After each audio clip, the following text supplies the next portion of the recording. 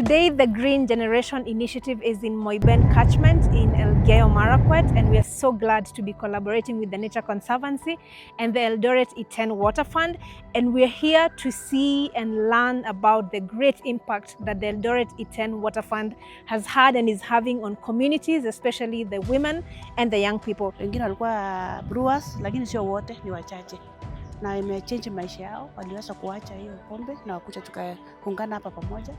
Na wameweza kumudu katika jamii, wameendelea jamii zao. Kwa saa hii naona imekuwa ni afadhali, nikianza tu kupika na wekelea ugali, mboga, pale ni maziwa.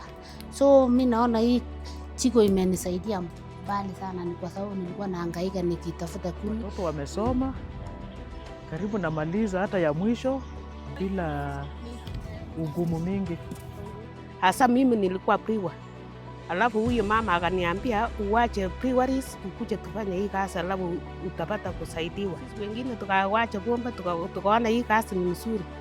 Watoto wanaendelea kukula, watoto wanasoma, hatukuwa na challenge sana. So when this group came in, we were very happy. Sababu tuliona hapa kuna mwangaza. At least the village itself itabadilika. Our first stop was at the Chogoo tree nursery, which is a women-led tree nursery, and we were so amazed to see the beautiful work that the women are doing to improve their livelihoods by just propagating tree seedlings. How many seedlings? For now we have almost 4 million seedlings. Na watu wanazichukua? Kuna kampuni moja inachukua yote. Okay. Ni yao. Okay. Lakini kuna zingine hasa sisi tunahusia na Nature Conservancy, Yes. Okay. Lakini hapa zinaenda sana. Kwa hivyo wakati mwingi unataka kuendelea kupropagate zingine. So now tuliongeza shamba na serikali.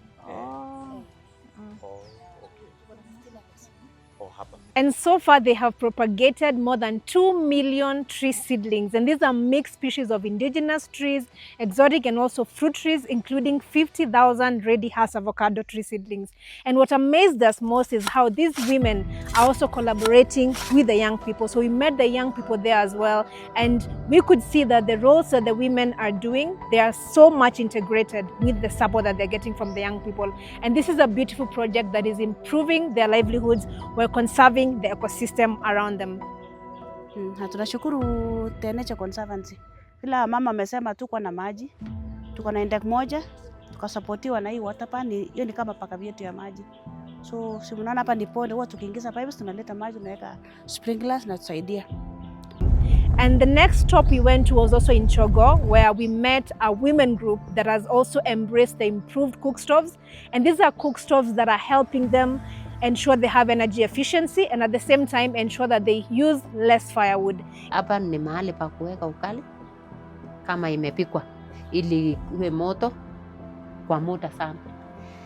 Alafu huku naweka sufuria nyingine na nyingine huku. Sasa kwa kuni mbili ninapika chakula mara 3 sabari moja. Ndio sasa nimeona ni vizuri kwa sababu siendi kuni sana kama zamani. So hii jikos material ni tofali, hiyo clay soil na hiyo chumvi. Hiyo mlango vile ameasha moto kwa sababu walipanga hivi na wakapanga hivi na hivi. Hapa kuna space. Pia hapa kuna matofali iliyowekwa na hapa katikati kawagawanywa, hapa iko space. So akiakisha moto itaenda, miale ya moto itaenda sehemu zote. At the same time hapa kwa debe iliwachwa space. Hapa waliweka matofali mpaka hapa na wakaanzia ingine hapa. So hapa ni wazi. So hii moto inaenda kama tu ile debe joto. Hiyo debe maana yake ni mahali kwa upande tunaita chipsi. Yaani ukipika ugali unaiweka huko ndani inaendelea kuwa joto kwa muda. Na tena ni moto. Hapo ndani tunaingiza ukali ikiwa kwa sahani na kifuniko yake. Tunaingiza ndani alafu inakuwa moto. Nikitaka sasa kwenda soko kama saa hii, napika na kuacha. Jioni nitapata tu kama iko moto. Kwa hivyo hiyo ni microwave. Ni microwave yetu ya kienyeji. Kwa hivyo kimonyet inakuwa mzuri. On One of them told us that they have to spend a lot of time walking to go and find firewood, but today with this improved cook stove, they're using less firewood, and this is also helping them conserve the catchments around them. And this is a beautiful cook stove that is also being embraced around the community, and so many other women want to take up this solution as well. Our last stop was with a farmer who has also really inspired us because they have incorporated an integrated model of using the terraces, the water pans, and also the growing of the avocados.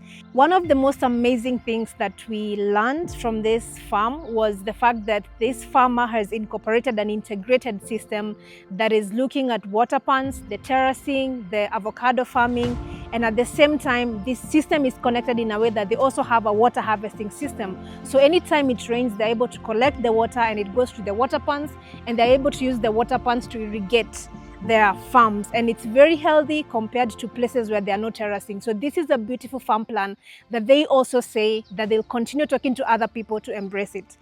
Tumefaitika. Kwanza water farm, tuliweza kufanya irrigation hasa mwaka jana, mwisho wa mwaka jana tukafanya irrigation, tukafanya hiyo na tukaona kweli tumepata. Alafu hii farm plan tuliona hiyo ilitusaidia kabisa, hiyo ilitusaidia. Alafu terracing, hiyo mambo ya terracing, mchanga yetu ilikuwa natembea mtoni, ilikuwa naenda kabisa, lakini wakati tulitengeneza hiyo maneno ya terrace tukaona kweli ilitusaidia. Unaona hii waya sapo, so tunaweka generator hapa, alafu inaingia kwa hii. So unaona hata ile tumeinnovate 3 watt. So tunaweka line 3. So otherwise tunashukuru kabisa. So another thing ikikuja tu hapa. Hapa.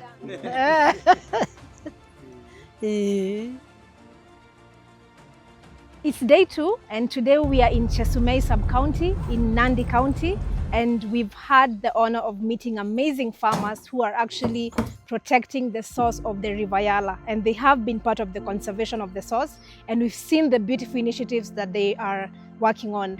And one of the beautiful things that they are doing is that they actually have rehabilitated what used to be a quarry, and they redirected the surface runoff water, and slowly by slowly the quarry was filling up. And right now they've planted the sunflowers and super napier, and this is just a beautiful initiative that tells you that everything is possible if we embark on choosing to do conservation right even from our own homesteads. Kutoka hapo tutaonesha vile shamba ilikuwa, it was the worst. You can imagine lori 10 ilikuwa inaingia chini, and the excavator was down there ikitoa ikiweka. So they were constructing this road, the main road to Nairobi, this one, the source. So it was the worst ever. But now after it has been reclaimed, even the Nema people came in and they were shocked. Mulifanya nini? Where was the quarry? Tunajaribu kueleza the quarry was here, they cannot believe it. So they took some photos na wakasema nenda kufundisha wengine waone kwamba kama quarry imefanyika, they can still reclaim na inaweza rudi kwe shamba, can come back to life. And we've also seen within the same area that they've been able to do the natural regeneration. And we even saw a stream that is actually flowing just next to the homestead. And it's actually what they consume for their domestic use. And from there, we also visited the water ponds that they have. And the beautiful thing about these water ponds is that they're actually doing fish production within these water ponds. So it's actually helping them also generate income, because apart from just using it for the water storage, they also now are using it to be able to do the fish production. And we've also seen that they have an apiary. And again, this is an income generating activity where they're doing beekeeping. And by doing beekeeping, it means that they can get to sell the honey and still continue to conserve the catchment around them. And the other unique thing was the fact that this entire ecosystem has a lot of tree seedlings that are indigenous. And the other huge number of them are fruit trees, especially the avocado fruit tree seedlings that they're also looking to be able to sell to the market. And we've also seen that they are also into clean energy. So they're using the biogas system for heating. And I think the most unique thing about this farm and these farmers that we visited today is how the whole entire system is connected. So from where they are having the stream, the water flows in and they use it for their farm. They use it for it goes to the water ponds and they use it for the fish production. And the trees they've planted, they've actually told us that most of the species here, they've done that because it attracts the bees. So it helps also their beekeeping to actually be very, very productive. So it was really great being part of this visit today and learning from the farmers. So the most beautiful thing about this, and also what it means for source water protection, is the fact that even though all these conservation measures that they're taking up are within their own land, it is actually helping restore and purify the water from the source, which is the source of River Yala. And that means that the people now that are downstream from this farmer actually get to benefit, and they are embarking on all this action within their own farms. So that is why this is really important, that we empower the farmers, we empower the people that are next to the catchments, because if the water is not clean and safe from the source, then nobody downstream is going to have clean and safe drinking water. So this is very important, not only for the ecosystem, but also for the communities, because now with all these initiatives, this farmer is earning a living out of it. And in fact, it was a couple, a very great couple, that they have retired, but now they don't need to work anymore because their farm and everything they're doing sustains their livelihood, sustains their lives, and they keep adding more and more and more each day. So like for the beekeeping, they've told us they want to add more beehives. So it means that each and every day they're looking for something unique that can protect the source of River Yala. So this is beautiful, it's important, we're so excited, and we hope that the world can learn also from what these farmers are doing at the source of River Yala. We're really grateful for this collaboration, especially looking at how our pillars of the people, planet and prosperity at the Green Generation Initiative, ensuring that communities that are conserving also get to improve their livelihoods and earn a living out of their conservation practices. And being able to integrate this also with the Nature Conservancy's values of looking at community, conservation, and also the water aspect. So we are really grateful for this collaboration, and we are glad that we've learned a lot about the beautiful work that is being led by women and young people at this Moiben catchment.